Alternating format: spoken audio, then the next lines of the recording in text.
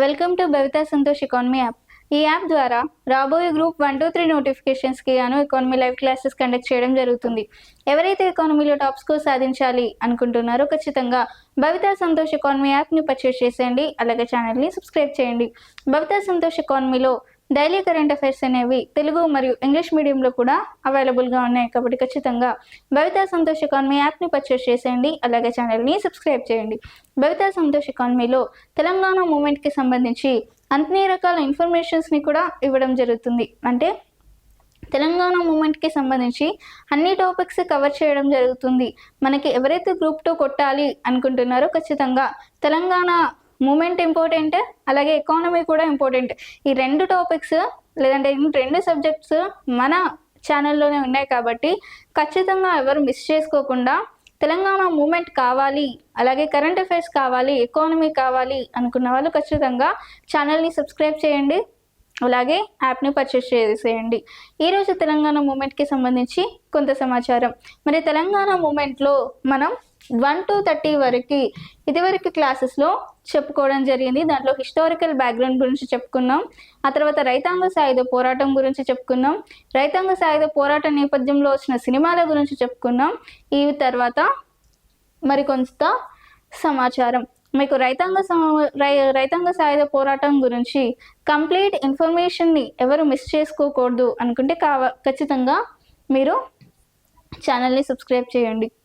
So మనకి 31th question, రైతాంగ సాయుధ పోరాటం రావడానికి గల కారణాలు. మనకి రైతాంగ సాయుధ పోరాటం అనేది మనకి ప్రజలు ఎదురు తిరిగారు. ఆ ఎదురు తిరగడం ద్వారా దొడ్డి కొమరయ్య మొట్టమొదటిసారిగా తుపాకీ తూట పేలవడంతో తుపాకీ తూట ద్వారా దొడ్డి కొమరయ్య మొట్టమొదటిసారిగా 1946 జూలై 4న మరణించాడు. ఆ దొడ్డి కొమరయ్య మరణంతోనే మనకి రైతాంగ సాయుధ పోరాటం జరిగింది.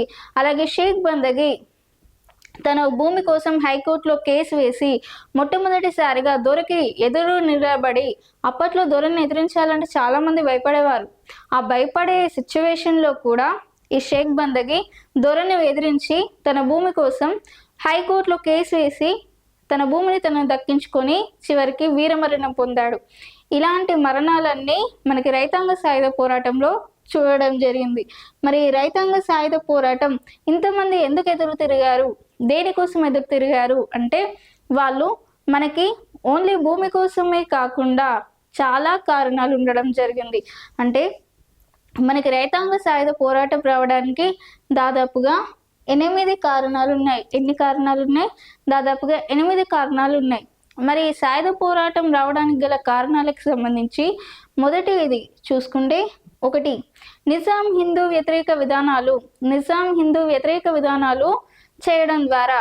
నిజాం హిందూ వ్యతిరేక విధానాలు అంటే ఏంటి అంటే వాళ్ళు నిజాంలు హిందువులకు వ్యతిరేకంగా మన హిందూ నగరాలు ఏవైతే ఉన్నాయో ఆ హిందూ నగరాలకి ముస్లిం పేర్లు పెట్టడం జరిగింది. దానికి వ్యతిరేకంగా జరిగిన ఉద్యమం నిజాం హిందూ వ్యతిరేక ఉద్యమం. అంటే మన హిందూ నగరాలకి ముస్లిం పేర్లు పెట్టారు. ఇప్పుడు మనది కరీంనగర్. మన కరీంనగర్ ఒకప్పుడు ఏమని ఉండేది అంటే ఎలగందుల అని ఉండేది. కరీంనగర్ను ఒకప్పుడు ఎలగందుల అని పిలిచేవారు.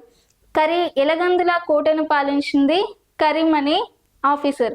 ఆ కరీం పేరు మీదుగా మనకి కరీంనగర్ అనే పేరుని మార్చడం జరిగింది. ఎలగందులను ఏ విధంగా మార్చారు? కరీంనగర్గా మార్చడం జరిగింది.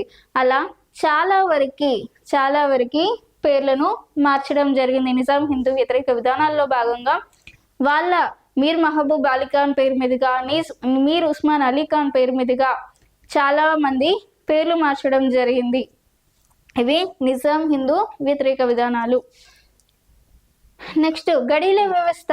గడీల వ్యవస్థ చాలా ఇంపార్టెంట్. గడీల వ్యవస్థ అంటే ఏంటి అంటే గడీలలోనే దొరలు, దేశ్ముఖులు చాలా మంది ఉండేవాళ్ళు.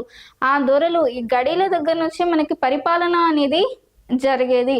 ఆ పరిపాలన ద్వారా ప్రజలని వెట్టి చాకరీ చేయించుకునేవారు. ₹1 పైసా ఇవ్వకుండా వెట్టి చాకరీలు చేయించుకునేవారు.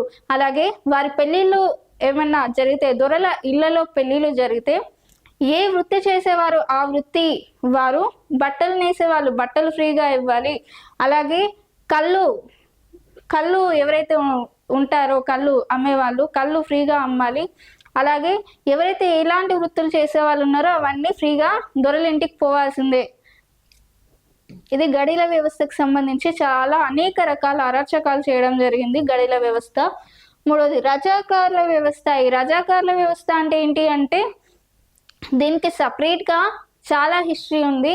రజాకార్ వ్యవస్థ అంటే ముందుగా రజాకార్ అంటే ఒక స్వచ్ఛంద సేవకుడు, అంటే ఎలాంటి పైసా ఆశించకుండా ప్రజలకి సేవ చేసేవాడు. కానీ ఇక్కడ రజాకార్ సిస్టమ్ అయితే ఎలా మారింది అంటే ఉచితంగా సేవలు చేయడం పక్కన పెడితే అన్యాయంగా ప్రజలను కాచుకు తినేవాళ్ళు, ప్రజలని హరిగోసలు పెట్టారు. రజాకార్ల వ్యవస్థ ప్రజల మాన ప్రాణాలను తీసిన వ్యవస్థ రజాకార్ వ్యవస్థ. నెక్స్ట్ సామాజిక వ్యవస్థ. మనకి జోగిని, దేవదాసి ఇలాంటి వ్యవస్థలకి సంబంధించి ఈ వ్యవస్థల ద్వారా ఇలాంటి రకరకాల కారణాల ద్వారా మనకి రైతాంగ సాయుధ పోరాటం అనేది ప్రారంభం కావడం జరిగింది. So what are the reason behind peasant revolt? So the reasons of peasant revolt is first one is Nizam's anti-Hindu policies. So Nizams of that time, they removed Hindu names to Hindu cities and given Muslims names to Hindu cities. These are the anti-Hindu policies. And second one is fortification system. What is fortification system? So in Telangana, every village has every fortification. So and the administration was done through this fortification. So lot of anarchies were happened through this fortification. Lot of anarchies are done through this fortification or happened through this fortification. So this is the major reason behind Telangana peasant revolt. And third one is Rajakar system. Rajakar means voluntary servant. So he is and who are Rajakars doesn't expect a single penny and provided free services to society and peoples. This is about Rajakar system. But instead of serving, they are doing too much anarchies in Telangana peoples.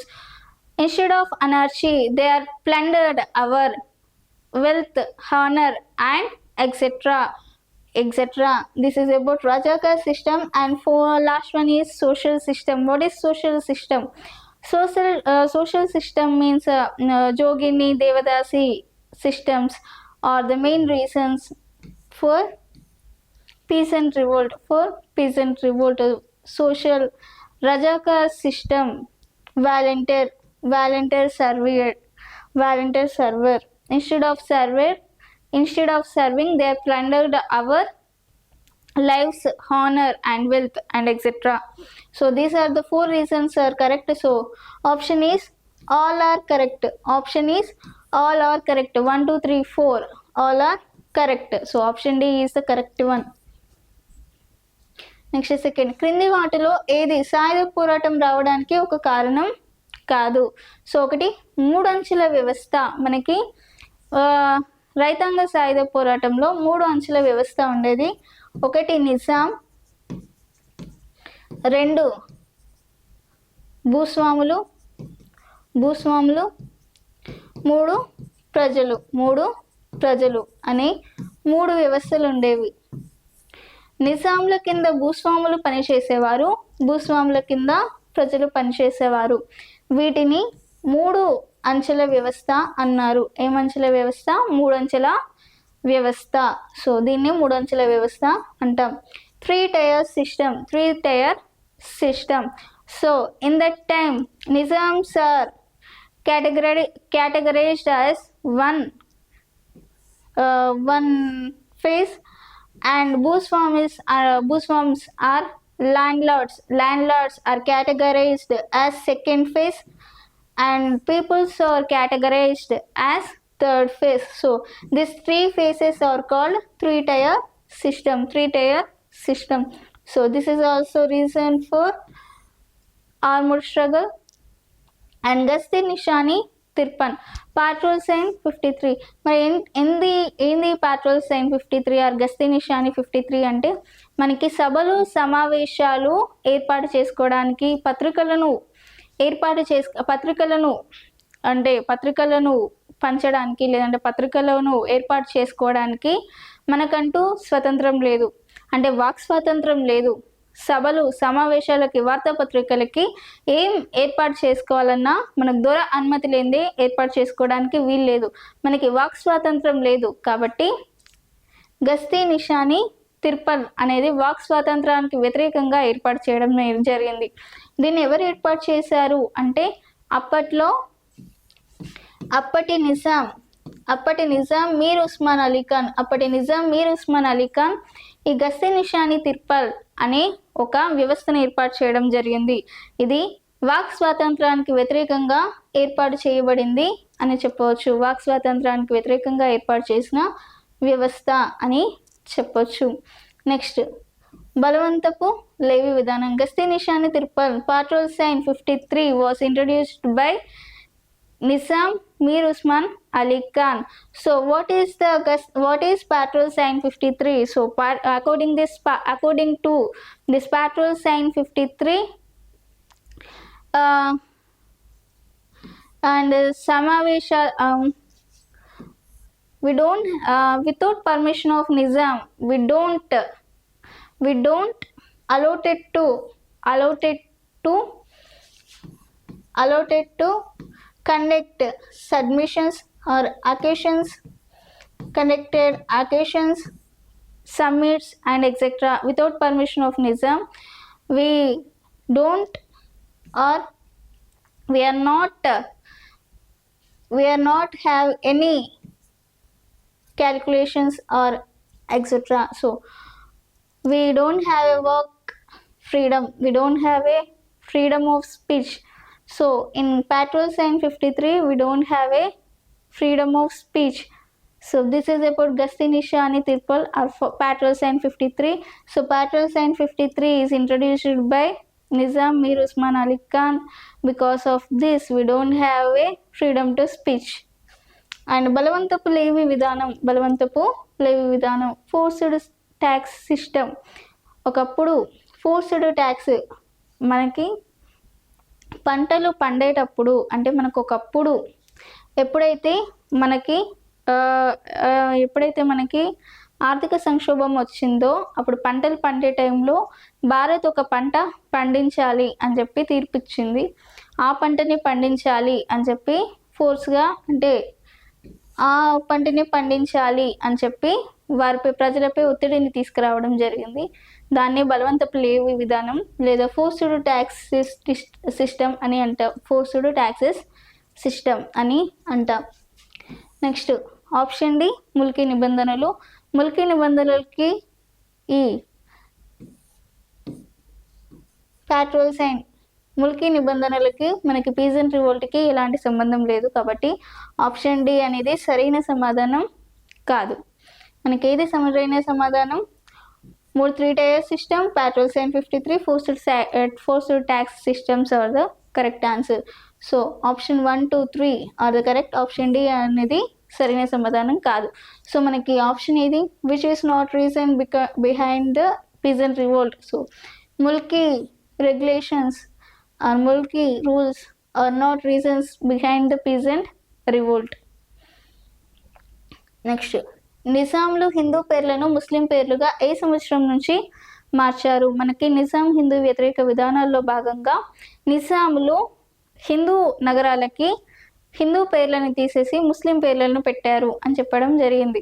మరి ఎప్పటి నుంచి హిందూ నగరాలకి ముస్లిం పేర్లను పెట్టారు అంటే option A 1905 నుండి. ఎప్పటి నుంచి? 1905 నుండి హిందూ నగరాలకి ముస్లిం పేర్లను పెట్టడం జరిగింది. So from which year did the Nizam start changing Hindu names to Muslim names? So Nizam started changing Hindu names to Muslims names from the year of 1905. From the year of 1905.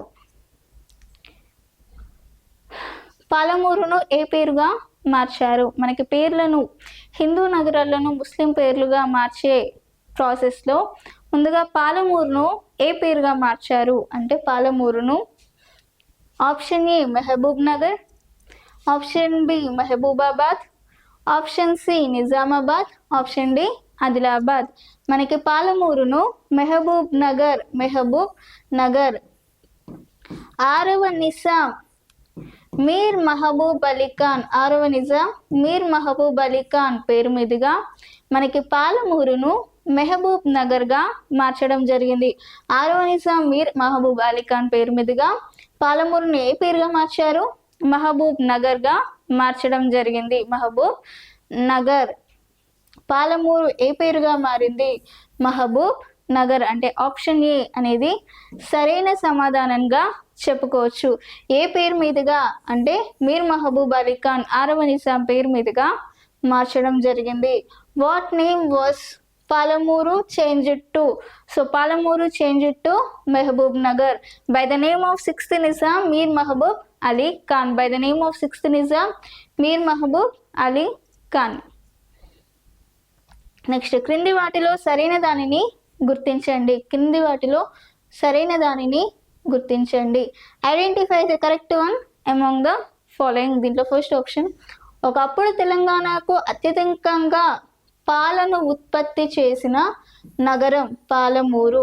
మనం ఇంతకుముందే చెప్పుకున్నాం పాలమూరు మహబూబ్ నగర్గా మారింది. ఎవరి పేరు మీదుగా? 6వ నిజాం మీర్ మహబూబ్ అలీ ఖాన్ పేరు మీదుగా పాలమూరు ఏ నగర్గా మారింది? మనకి మహబూబ్ నగర్గా మారింది. మరి ఒకప్పుడు పాలమూరు అత్యంత పాలను ఉత్పత్తి చేసిన నగరంగా ఉంది. ఎక్కడ? తెలంగాణలో అత్యధికంగా పాలను ఉత్పత్తి చేసిన నగరంగా పాలమూరు ఉండింది. కాబట్టి ఫస్ట్ ఆప్షన్ అనేది కరెక్ట్ ఆన్సర్గా చెప్పుకోవచ్చు.